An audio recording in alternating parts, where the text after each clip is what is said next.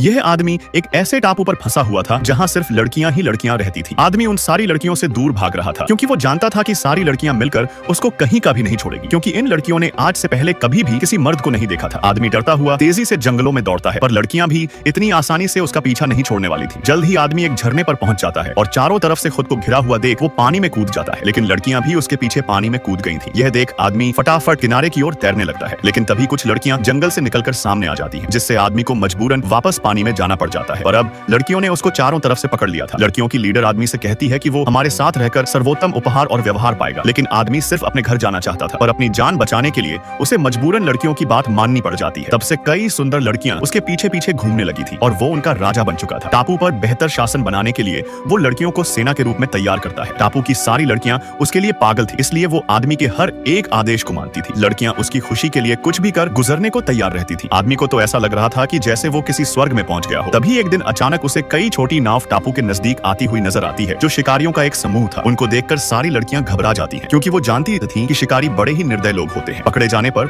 वो उनको नोच डालेंगे। लड़कियों को डरता देख आदमी तुरंत सबको शांत रहने के लिए कहता है और कहता है कि उसके पास जंगली लोगों से बचने का एक तरीका है। वो लड़कियों को बोर्ड लेकर शिकारियों को टापू से भगाने को कहता है। जंगली नेता बहुत गुस्से में था, क्योंकि 10 सालों से टापू पर छिपी हुई लड़कियां आज उनका सामना कर रही थी। इसलिए जंगली नेता खुद आकर लड़कियों को हथियार डालने को कहता है, वरना वो पूरे टापू को तबाह कर देगा। नेता को लगा कि वो लड़ेंगी, लेकिन लड़कियां हार मानकर उनका कब्जा स्वीकार कर लेती हैं। फिर सारे जंगली लोग लड़कियों के पीछे जंगलों में जाते हैं। जंगली शिकारी आदमी के जाल में फंस चुके थे। उनके जाने के बाद आदमी लड़कियों की दूसरी टीम को उनकी नावों को तोड़ने के लिए भेजता है। उसी समय जंगली लोग एक मूर्ति के पास पहुंच चुके थे। नेता घुटने टेक कर उनकी पूजा करता है और अपनी रक्षा के लिए प्रार्थना करता है। फिर उठकर उसने सभी लड़कियों को पकड़ने का आदेश दे दिया था, क्योंकि वो अपने कबीले की संख्या बढ़ाना चाहता था। लड़कियां बचकर इधर उधर भाग रही थी कि तभी अचानक मूर्ति से एक अजीब आवाज आती है, जिसे सुनकर जंगली नेता हैरान था। तभी मूर्ति की आंखों से तेज रोशनी निकलने लगी थी, जिसको देखकर जंगली नेता बहुत गुस्सा हो जाता है और मूर्ति को कोसने लगता है। तभी मूर्ति के मुंह से आग निकलने लगी थी, जिसमें शिकारी जलते जलते बचे थे। तभी मूर्ति से ठंडी हवा भी निकलती है, जिसमें नेता की कुल्फी जम गई थी। और फिर अचानक मूर्ति के मुंह से तेज पानी निकलने लगा था, जिसने जंगली नेता को कई मीटर दूर फेंक दिया था। दरअसल यह सारे चमत्कार आदमी कर रहा था। वो पानी का पाइप लेकर मूर्ति से बाहर निकल आता है और जंगली शिकारी पर ऐसा हमला करता है, जिससे सारे लोग डरकर तुरंत नाव की ओर दौड़ पड़ते हैं। लेकिन आखिर तक आदमी ने सारे जंगली शिकारियों की बैंड बजा कर रख दी थी, जिसके बाद टापू फिर से खुशहाल स्थिति में लौट आया था। आदमी लड़कियों के साथ जश्न मना रहा था। वो उनके साथ नाचता गाता है और खूब मजे करता है, पर उसे समझ आ चुका था कि लड़कियां उसे हमेशा के लिए टापू पर ही रखना चाहती हैं, जिससे आदमी तुरंत वहां से भागने का फैसला करता है। ये देख लड़कियां गुस्से में भाले लेकर उसके पीछे दौड़ने लगी। आदमी उनके हमलों से बचते हुए आगे भागे जा रहा था। तभी किस्मत से उसको आकाश में एक हेलीकॉप्टर दिखाई दे जाता है। वो तुरंत किनारे जाकर जोर जोर से चिल्लाने लगा था। हेलीकॉप्टर के पायलट ने उसे देख लिया था। वो बचाव के लिए तुरंत एक रस्सी नीचे फेंकते हैं। लड़कियों की सेना भी किनारे तक पहुंच चुकी थी, मगर आदमी सफलतापूर्ण हेलीकॉप्टर पर चढ़ जाता है और लड़कियों की इस टापू से बचकर निकल